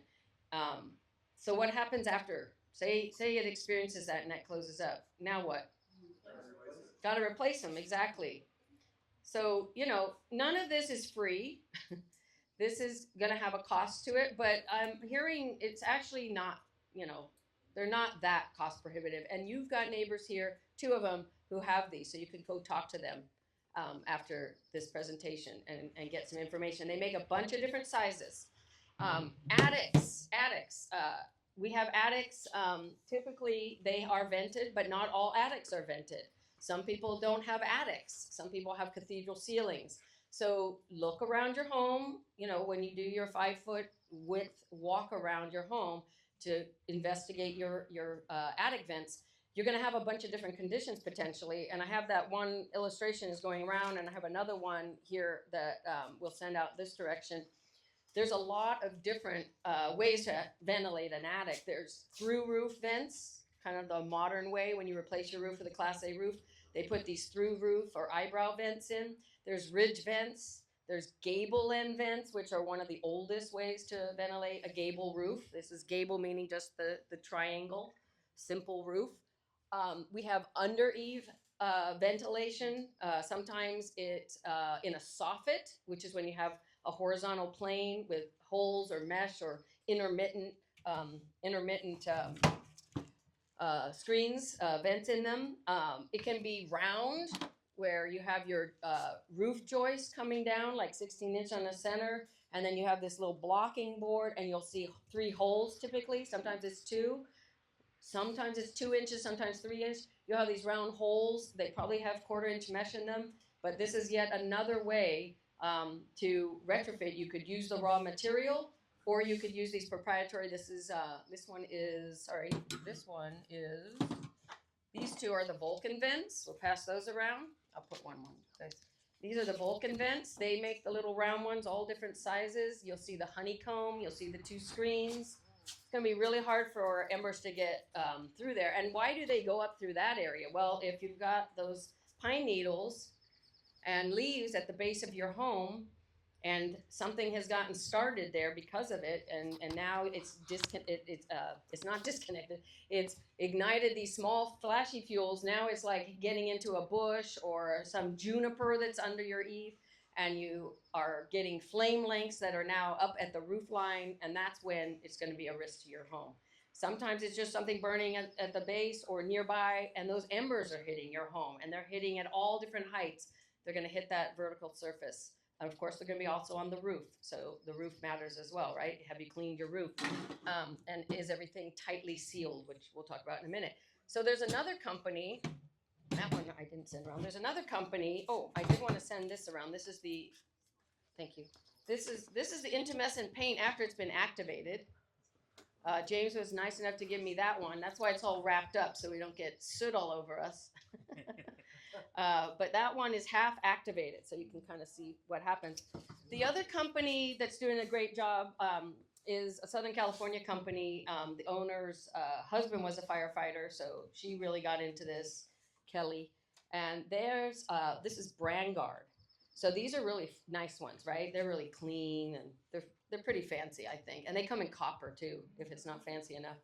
But these have this baffle, kind of like a Z baffle or an S, and it basically makes those embers work really hard because they got to now go left, right? But there's still the mesh on the back. This is 16th at least. And then there's also, I heard, I haven't seen it in here yet. I need to get better samples from Kelly, but there's also a strip of intumescent, like a band of intumescent, like a foam piece that has intumescent paint, or I'm not sure exactly how they do it yet because I haven't seen it, but that's in there as well. That will expand and then close up, and then it's going to be really tough, right, for the embers and the heat to get through there. And they also have many sizes on their website. This is Brandguard. I think I have brochures also for them. They make the Eve Bay as well, different sizes. This one's gigantic. I have never seen that size before, but these are what she gave me. But anyway, yeah, so they have, same concept. This just has round holes in the front, and it has a baffle. Basically, if an ember goes straight through there, it's hitting a piece of this metal, so it has to go around it. So lots of different ways to retrofit the eaves in particular. The eave is a big project, and so outside the scope of this presentation, It's the hire somebody or talk to somebody. I'm happy to answer questions on any of that. You guys will be able to email me. All right. Do we have any questions about these proprietors? And where is Dustin with the? There he is. More questions? Yeah, I have a question. Yes. Renee. You Excuse me, Mr. President. Make you run around. Yeah, I have a question about the attic. Above the ceiling, there is insulation. Our insulation is probably 25 years old. How fire resistant are those is that material, which I think is fiberglass or something? Yeah. So fiberglass is pretty resilient. It's glass. There's a lot of properties in it that would not be so vulnerable. But what do you store in your attic is what we're really concerned about here. Again, the joists are pretty big, the roof framing is pretty big, but if you have those vulnerabilities in the attic that makes things easy to ignite, it's going to quickly get to other things in your attic or in your home, right? Once a fire starts. So if you're storing, well, this is not a good example, but if you're storing like all your records, your tax records or something in cardboard boxes in your attic, those are equivalent of flashy fuels. Those are going to go up very quickly, and then the house is going to be, once you get an ember, boy, if you don't take anything else home today, as far as messaging, don't let embers get in your house. Even these hardened homes that I saw in Southern California, stucco, tile roofs, good vegetation management, they burned from the inside out because they did not address the vents. The vents are a huge vulnerability, and as are windows and doors and skylights. So you are dealing with all these holes in your, envelope before you evacuate. You want to tighten up, right? And if you have windows even, and we're going to talk about that in just a minute, but if you have repairs that need to be done where you have like windows that don't close all the way, these are things you need to address now. These are high priority things. All right, anything else on vents? I know we're kind of blasting through because it's amazing how fast it goes. Let's burn those tax We're records. doing all right. Say again? Let's burn those tax records. Yeah, let's burn those tax records. All right, so we're gonna move on from vents. I know, I look at the clock and we are doing okay. So I thought we were a little bit more behind. So we're gonna talk about deck maintenance. So I am not here to tell you to replace your deck unless your deck is at lifespan. And we talked a little bit about aging wood and unsafe decks or things that haven't been looked after. If you haven't had a chance to maintain your deck or maybe you don't like your deck. Maybe it's too big or, whatever. Maybe it's too small. So when it's time to plan for that more of a capital project, you want to think about how you're building it. The building code, because decks typically will require a permit. There's certain cases where it doesn't, and that has to do with how high it is. But if it's attached to your home, it will require a permit. And the WUI code now, Chapter 7? No, it's not chapter. The Wildland Urban Interface. The building code for the Wildland Urban Interface is now Section 7. Section 7. It was Chapter 7A. Now it's called Section 7. You will be required for a permit, but the only thing that's regulated is the decking, not the whole superstructure underneath. There's a lot of regulation for decks, but for wildland urban interface, for wildland, for wildland fire, it's only the decking that's regulated. And I hate to say this, but even redwood is still an approved material, but it has to be a certain dimension. It has to be 1 inch thick. So it can't be, a thin deck board or some, cheap board system. It can't be like one of these kits that hasn't been regulated.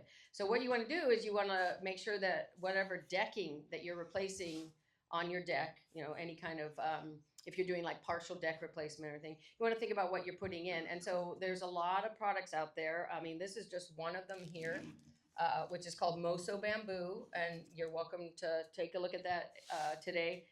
It's a composite material that's made with bamboo and a bunch of other polymers. It's very similar to Ipe, which is a very dense wood. So these are hard woods to ignite. So anyway, there's a lot of different decking materials for repairs. There's even, I just remembered I didn't take this out, there's even small retrofits you can do if you have your boards parallel to your house. If your boards are parallel to the house, like where you have a sliding glass door, you could, and this was something that Steve Quarles did a presentation on, you could replace just that one or two deck boards that are closest to the window or door, or some place where there's more vulnerabilities, with like a metal plank grating. So this is just one plank grating, or maybe it's a Class A decking product, and there's a lot of them out there. We have a lot of building suppliers that are getting up to speed with all of these Class A or approved decking materials. Like I said, redwood is also one of them, but I would not recommend that for this description that I just talked about, where you're getting closest to the home. Wood is still combustible. And so if you give it the right environment, like your deck is covered with pine needles, it's not going to help you too much.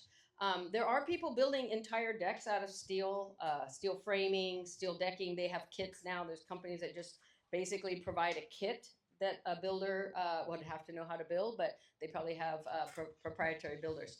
But today we're just mostly talking about the maintenance. So what's one of the most important things to remove from the deck that we just talked about today? These things, these little things, exactly. So that's probably the number one thing to do. They can also get caught in between the deck boards. So you really have to be vigilant. You also need to look underneath the deck. You don't want anything underneath the deck that can combust. So you don't want tall grasses. You don't want dead and dying material. No wood piles. I see wood piles all the time under decks when I go to houses. You just really need to make it as Greg Rubin would say, another specialist. He says it's got to be hygienic. You wanna just totally remove anything combustible under a deck. Now, if your deck is low to the ground, you can enclose it with some of this wildfire defense mesh. Again, a raw material. And there are different ways to do that. It's going to need, to maybe have some sort of frame, or if it's low enough, maybe it could be done without a frame, but you might need some intermediate structure behind it just to keep it from moving around a lot. And I have a couple of wildfire defense mesh examples here going around. So we removed all the fine flashy fuels below the deck. What are some other things that are on our deck all the time that would be a vulnerability? Anybody? Furniture, right? The wood furniture. Some of us just have a couple tables, small table and chairs. Others have entire dining room sets. There's catios, planter boxes, right? Wood planter boxes. Maybe it's attached to the house under the window. Super dangerous, right? That make definitely increasing risk. Benches, doormats are another one, right? Just objects, boxes, whatever. It's not a storage area, especially for combustibles, right? It's got to be cleared off. And in particular, if you only have that capacity to do it at certain times of the year, this would be the time to do it, right? We're entering what we historically called fire season. So this is the time to do it, is now, is to clear the deck, and especially on a red flag day or a high wind day. We may get high winds this weekend. So this would be a good exercise, right? To start thinking about moving some of this stuff off the deck and get rid of stuff. If you don't need stuff and you're just throwing it out of sight, out of mind on the side yard or on the deck, this is the time to really get rid of all that stuff, right? And do you guys have like a bulky waste pickup thing for your neighborhoods? Yeah, by the city of Oakland or Oakland Scavenger or something. Yeah, that would be a great, work party too. Is just get rid of stuff you don't need, especially if it's on the side of your house or on your deck. Yeah. Trellises. Yeah, thank you. Trellises is another one. We're getting back into this again, right? These trellis materials. They're very lightweight structures. I would consider removing them. I'm thinking about the big, heavy trellises. Oh, big heavy trellis. Well, again, you're back into this again. So defensible space. Don't unfortunately grow, vines all over it. Now I'm going to ask Edgar to talk about that a little bit because they may have some more information on that. But yeah, if it's out of control and it's all over and it's going all over your house, again, you're not helping yourself, right? You want to reduce risk by either removing the vegetation, if the trellis is at lifespan, again, but if it's big, beefy, members and you're taking care of this wood and you're brushing cobwebs and debris off of it, then you have a lot more other things to do first around your home. All right, you want to talk about? Oh, you got your mic. Yeah. So basically, for now, we are gonna allow vegetation around the actual. If you have like let's say like the wisterias, all the ornamental plants are fine now, but you will in your inspection have a picture of it and let you know, hey, this is fine now, but be prepared to remove it within 3 years. Okay, so that is going to be the thing. So Zone 0 will be in our app this year for you guys for inspections. So you will have a heads up, but it will not mean that you'll fail the inspection. It will not be enforced. So it'll just be kind of like a, hey, take a look at this. Not so great. Let's get rid of it. You have 3 years to get rid of it. Okay? For the decking, is there any products that you can apply to the surface of the decks or even for wood fencing to help seal it and prevent, Oh, I know exactly what you're talking about. This is the question I get every single time. Of course, it would be great, right? If we could just do the sunscreen, the spray-on sunscreen, it's so much easier. So much easier, right? So there are products out there. A lot of them claim really amazing things. But Steve Quarles happened to do some research on this. I have 2 reports actually that I want to read that he was involved in both of them. They're like 6 years apart. And I still need to kind of get down to reading both and comparing is there anything different. But what they have learned basically is they do weathering tests and it just doesn't last. The efficacy is very minimal.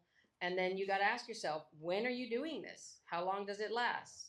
Are you doing it before you evacuate? Who's going to do that, right? So it is not the thing you're running towards. But if you see a company, and there are a lot of them out there now, if you see a company that claims that they have this product, ask them for testing. Ask them for the weathering testing. They may not even answer your email. Because, that's what happens to me, because I ask for testing. Anybody tells me about a product, I'm like, well, where's the testing? So if they don't have the testing, then I would certainly not, trust the product necessarily. But it's going to keep happening, and things may improve. And it's a good thing to keep researching. I try to do the same. But right now, we just don't have that easier method, right? That kind of goes with sprinklers too. There's a lot of companies doing exterior sprinklers. But again, it depends. If you have a facilities manager and a 500-gallon water tank, maybe that could work for you. But if you're just an individual on a 5,000 square foot lot and it's high winds, you guys are on the edge, right, of these winds. How do you know that fire sprinkler is going to go where you want it to go, right? And whose water are you using? Are you using the firefighter's water? Do you have a pool? How long will it last and all that kind of stuff? And what happens if the power goes out? Who's pumping it? So anyway, so it's kind of those two kind of go together a little bit. So deck maintenance, we are pretty, I think, honed in on the deck maintenance. Anybody have any strategies that they've used, any actions they've taken to clear their deck of combustibles? Does everybody have like brand new decks? Does anybody have a deck? cantilever deck? Okay, that was going to be where I wanted to go next. Yeah, so if you have a really high, more of a cantilever or just post, and you're not going to enclose the base, right? If it's over about 4 feet, it's really just about making sure there's nothing under there, and you do need to check it all the time, and it's probably facing the woods, the wildland urban interface, because that's the view corridor and stuff. So yeah, so you want to really make sure you have your defensible space, and that includes 5 feet from the structure of the decks, whether it's high or low, and certainly underneath. And if it is, getting older, you really need to start planning for the next one. And there are little things you could do too with posts, like if you have a taller, you said yours is cantilever, but if you do have posts coming down, you could also mitigate the base of those posts with like a metal shoe, at the bottom, or clad it, or replace the posts. There are things you can do. The concrete, like sonotube footings that we typically have, the more height it has, the better if you're doing new posts. So there are some minor things like that you can do. And I have a feeling you have something else to say about that too, do you? Yeah, so 5 feet extends around the actual decking. So it basically Deck, is yeah. considered, sorry, the deck, yeah, it's considered basically part of your home. So the 5 zone goes around it. Yeah, before we got this draft, us, the fire department, we actually thought that they were gonna have us enforce non-combustible decks. So that's not what's happening. So a bunch of us actually started replacing our own decks because we were actually, but yeah, I mean, but yeah, make sure that it's the 5-foot zone is maintained. Of course, no flammable materials stored under the actual deck. Yes, it's a great idea to if it's enclose it again, lift, create that vertical clearance around your entire structure, including the posts and the area around the deck. Yeah. So. Yeah. Okay, one quick thing I want to say before I forget. So the deck is another area like your roof, which is a large horizontal surface, right? I mean, 200 square feet or more, sometimes smaller, but it's one of those other places that, the deck boards might survive. But if you are giving the deck boards a good chance of igniting, right? Remember the campfire? These are more like the deck boards. Well, if you're providing those flashy fuels, then the deck could become engaged in a fire. Or if you have a fence nearby or vegetation nearby.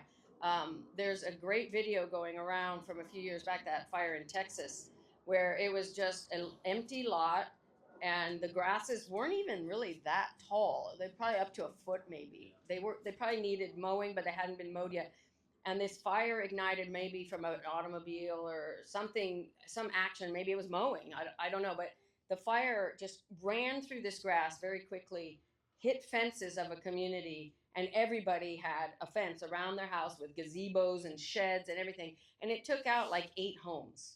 And this was just not even a high, super high wind event. It was a wind event, but it was not like an 80-mile-an-hour wind event.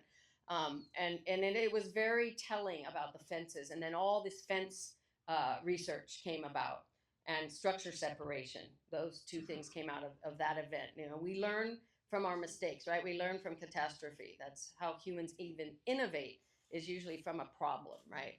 So these are things that you can look up online, or you can ask me to send it to you. Yeah. So my question is about the Trex decking. So we have the composite decking, but the undercarriage, because it's elevated, is not. So are there recommendations for the wood that then carries the structure of the composite? So the framing of the deck, yeah.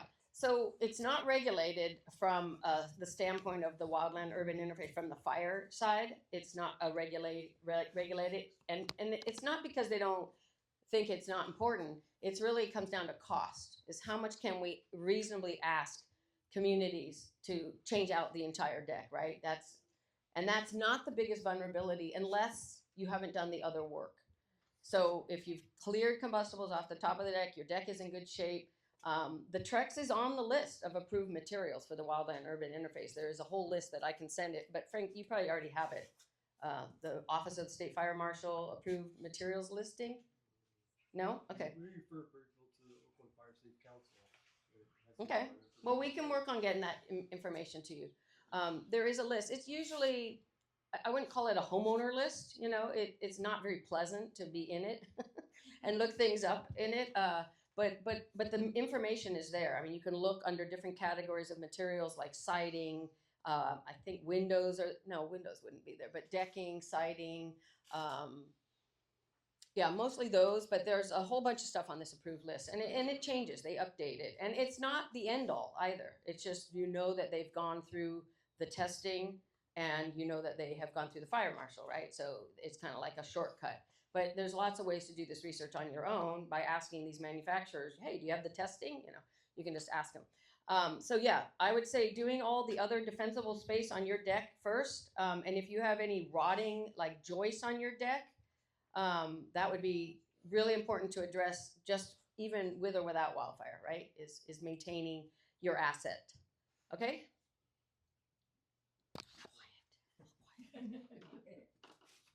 All right, so we're just practically finishing up here. We're gonna. Yeah, well, we talked about fences and gates in the zone 0 section.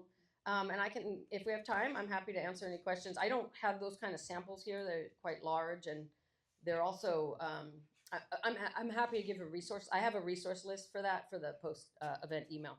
Anyway, so gaps. Gaps are one of those vulnerabilities, kind of like the vents, right?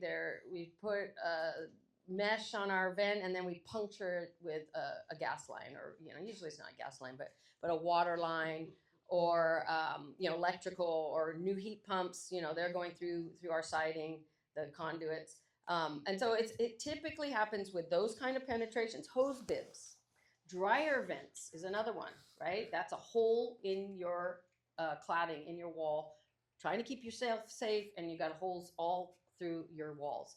So the dryer vent, you want a metal dryer vent. It needs to have a flap because it's an exhaust vent. It's not a sucking in vent. It's an exhaust vent. But if you have a buildup of lint, that is a flashy fuel, and then you've created a vulnerability in a hole in your siding. So that's why we have the flap. Is really, it's an exhaust vent, but we don't want things getting going in, right? And so we have the little hood on it. We have a metal flap. It all metal. That's the bottom line on that. And cleaning the lint from the dryer vent. Other gaps are at windows and doors. We have trim on a lot of houses, not necessarily stucco houses. Some do, but wood clad houses, you have a lot of trim around the windows. You have window sills. If nothing, you want to make sure all of those gaps around where those siding meets the trim, or where your garage door closes, you want to have weather stripping and make sure you have a tight seal. I have a neighbor right now, their garage door doesn't even close all the way. And it just, like, every time I walk by there, it just scares me. Windows, I've come across windows that don't close, older double hung windows. You guys probably don't have too much of that condition here. Your windows are probably a lot newer. So it's maybe not your number one, but any other places, doors, at the bottom of your siding. So you have your 6-inch foundation exposed, and then you've got, say, stucco or even wood clad, and you can stick your fingers up there. And if you feel like building paper and wood, this would be another vulnerability. And this is where that 6-inch vertical disconnect comes from. I haven't seen it actually in the Zone 0 guidance, but I know that it's one of those tricky ones because it's kind of like home hardening and defensible space combined. So, but keep an eye out for that. The disconnect is very important. So if you can stick your hand up there and there's a huge gap, you want to start thinking about ways that you can fill that gap, but not necessarily block airflow, again, for these systems, right? Our house has systems that we need to maintain, and it's our responsibility to keep an eye on things, right? It may not even be about wildfire, it might be water leaks. That's another one, right? You want to be able to access this around your home so you can look for water leaks or penetration from vermin or animals or people, foxes. There's all kinds of things that can go on in your crawl space and you may not be aware. So how do we fill some of these gaps? We also have gaps around our vents, right? So if you're retrofitting your vent and using the DIY version or any of these, caulking is recommended to go around to seal it and make sure everything is really tight. We also have just clay soils and a lot of shifting of our house on its foundation, and so things crack or pull apart or just shift slightly, but maybe enough for an ember to get sucked in there one day. So you want to kind of, again, walk around and look for anything that might need sealing. This is just a waterproof silicone seal, so it's nothing special as far as fire goes. But then we also have these fire block sealants out there. These were mostly designed for enclosed areas, like in wall assemblies or between, apartment units. They're not so much like for venting, but I've noticed the vent companies are starting to really push to use the fire block. Now, this is red, so you're gonna not use this as a visible seal. This is gonna be like behind, right? Behind, say, the flange of one of these. You might do that there to make sure you get a good connection. Is that? Oh.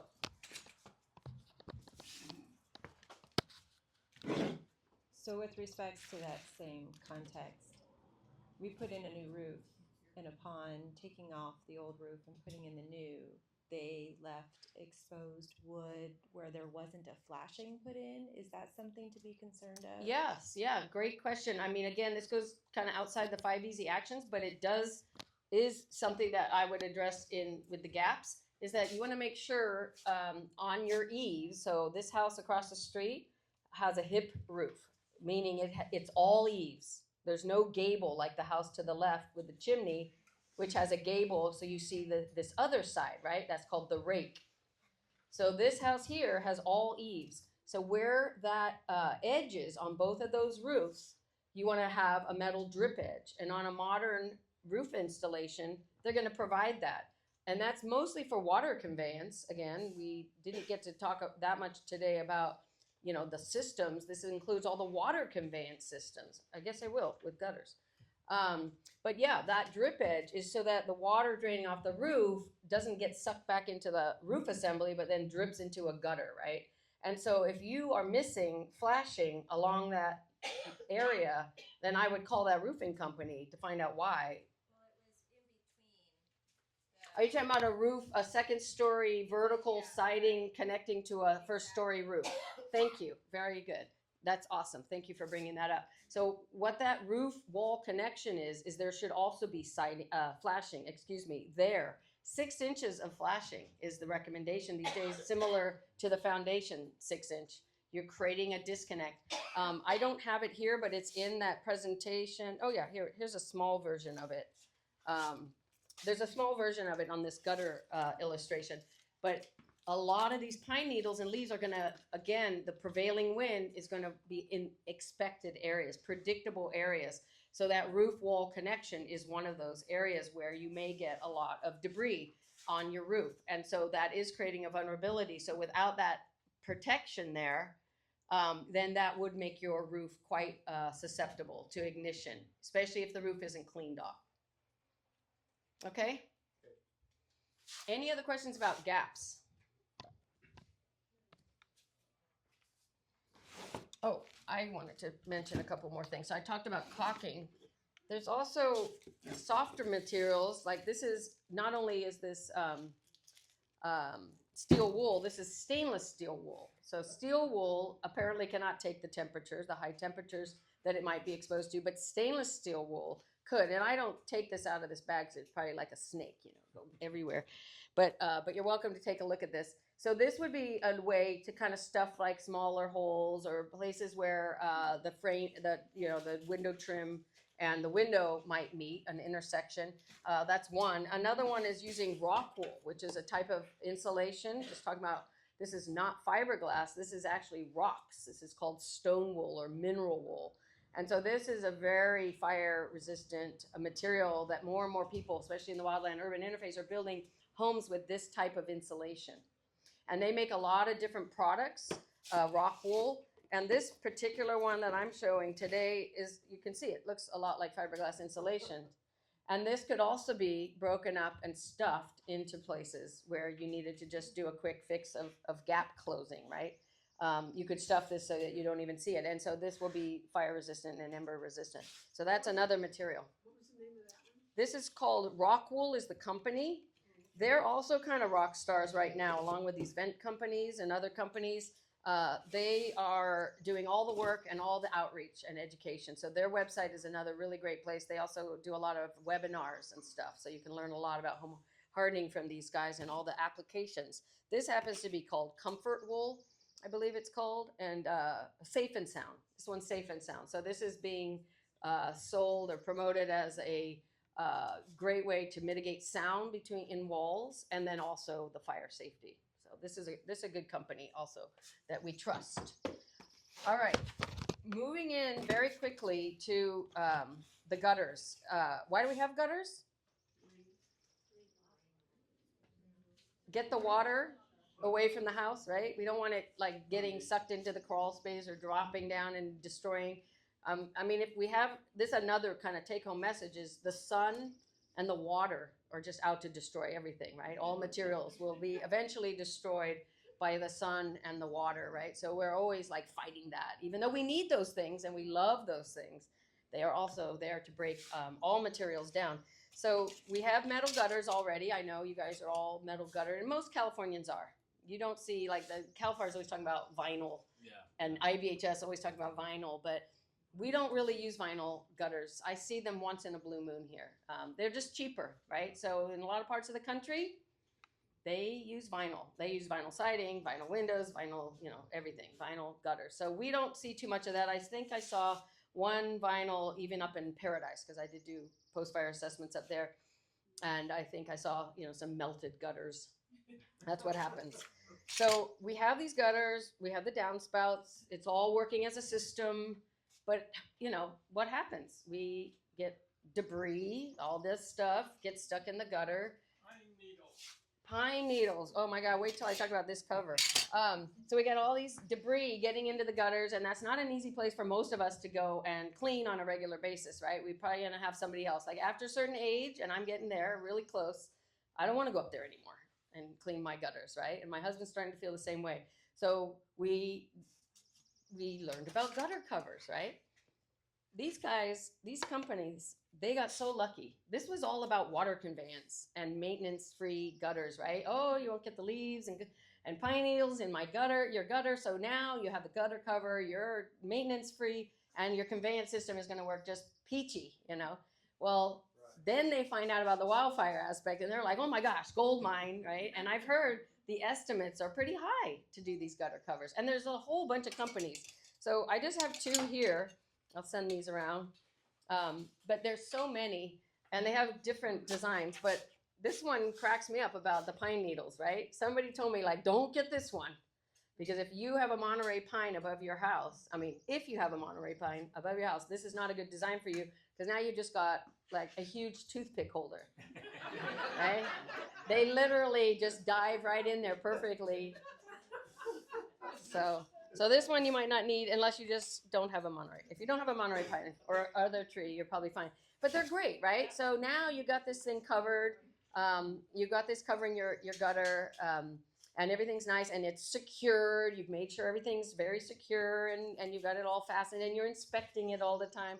But now you've brought all that material up to the roof edge where the drip edge may or may not be, and you've still got a vulnerability, right? So that's one thing they never talk about, but you still have to maintain it, right? You're still gonna need to go and look at what is collecting up there. Now, the reason they're baffled like this one has a couple of little bit of topography in it, and the other one that's going around is the same. Once they create that airflow, then this material can dry and hopefully blow off, right? So that's the idea, but in reality, you still need to check it all, right? And make sure that, because it can get really matted down, especially if you have a lot of tall trees above your roof, you're gonna have a lot of maintenance, right? So this is something that I love, but I always wanna kind of caveat that you gotta maintain it. It's not maintenance free, okay? Any other questions? Really about anything. I think we're done. It's 10 to noon. Yeah, I thought I was super behind. Questions? Or does Edgar have anything else to say? I guess we'll see. Oh. Will you just review for us, let's say it's a red flag day, which I've heard someone akin to like a hurricane warning, a red flag day. I think if we think of it through that lens, we might take it a little more seriously. 2 or 3 things that we could do just to be safe on that day, if it's removing cushions off the deck, things like that. And then also, God forbid, in the event of an evacuation, how would we make the job of the fire department and everyone easier as far as not thinking we're going to go up on a roof and spray things down to really help? Do we keep our doors open or locked? Or what do we do with our drapes? Do we leave lights on? Just checklist type things for both of those situations. Good question. There's lots of things you could do actually. So yes, definitely clearing all the combustible material from around your property is a great idea. So yeah, you said the cushions around your furniture. Awesome. That's great. But for yourself, I would say know how to get out. Know your egress routes. Have 2 egress routes that you're aware of, and have a go bag ready for yourself. Also, we're talking about all these gaps and open space to allow. You could have a completely non-combustible home made of concrete or whatever, but all the stuff inside can still burn. So if you have, if you're leaving in a panic and you're leave your garage door open, you're inviting everything in there. So just make sure that if you are leaving, you leave a home that's buttoned down and really just ready to go. Also, another issue is too, people kind of think that they're helping by standing outside their yard and kind of spraying down their home or whatever, but you're basically, there could be a fire maybe in another district, we're talking about districts here, in Montclair or whatever. And, potentially it's not really a huge fire yet, but if we have, citizens all over the hills thinking that they can, put some water in their home and prevent their home from catching fire, you're essentially taking water away from the firefighters and contributing to that fire spread. So if anything, just be prepared. Make sure that your home is ready and maintained. Maintain maintenance. Make sure that all you did your part for your inspections and your home hardening and providing defensive space. The firefighters will, one of the main things firefighters do is they want to make sure that they are going to be able to come home and return home and not put their life, they're putting their lives at risk no matter what, but they're going to make calculated risks. So if you're providing a home that looks defensible, that they can actually hey, this home is great, we can take care of it, we can make a stand right at this street, and we can really do a good job and try to stop the spread of the fire. So if your home looks great and really shows that you're putting in a lot of effort, they will for sure look at that and be like, this home is safe for us. We will protect this home. So just think about that. Have a go bag, egress routes, and just that maintenance is key. I just wanted to say we do address this on our website, on Oakland Fire Safe Council website. And another important thing is make sure you're on AC alerts.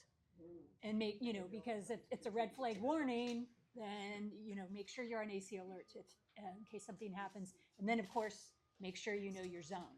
So Zone Haven, Genesee Zone Haven, you should have that on your phone. And I do have the QR codes over there if you have your phone with you.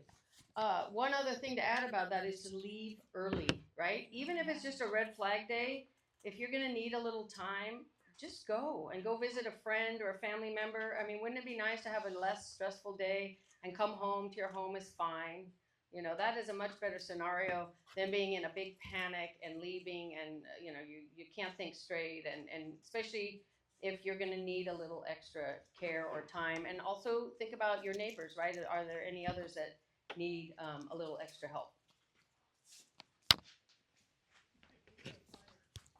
Is there a vendor list for Firewise people?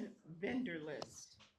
Vendor. Yeah, no, I understand the vendor, but so you guys have a vendor list that you could add more of these resources to. Oh, there you go. We're working on that. We updated the formatting. And where's Michelle? Sorry. Okay. Yeah, we're doing it. And we're expanding and asking people to provide information about vendors they've used specifically for Firewise related items. Oh, and then sorry, real quick. Also, in your kind of emergency go bag, make sure you have all of your important documents that you will miss if something happens. So make sure you have those, either copies or something, but just ready to go in case you need them. Okay. I had a question. Maybe this is for our Firewise committee. Do you folks actually go out and help neighbors do assessments of their homes or because sometimes we ourselves don't. You can point out that certain things that need to be done that we don't see ourselves, or is there a consultant or a vendor that we can hire to do something like that? I can assist you with that. You can reach me through Diablo Firesafe Council. Okay, thanks. And there are probably others. I mean, you can also call the fire. I don't know. You guys, they do the assessments for free through your taxes. I shouldn't say free, right? Nothing's free. Any other questions?